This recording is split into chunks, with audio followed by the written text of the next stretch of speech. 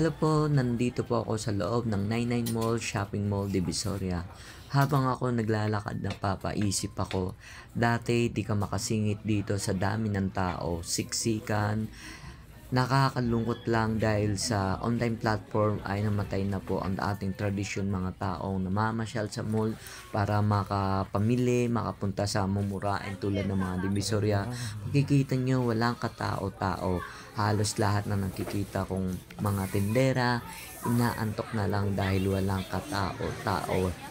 Wala silang mga customer na pwede entertainin. At may napansin ako sa mall na to ay karamihan po ay sarado ang mga stall. Hindi naman sarado dahil sarado sila, halos siguro bakante ang kanilang mga pwesto. Dahil nga mahirap ngayon sa panahon ngayon na pupwesto ka at wala ka nang nabebenta, mapupunta lang sa upa ang iyong kikitain.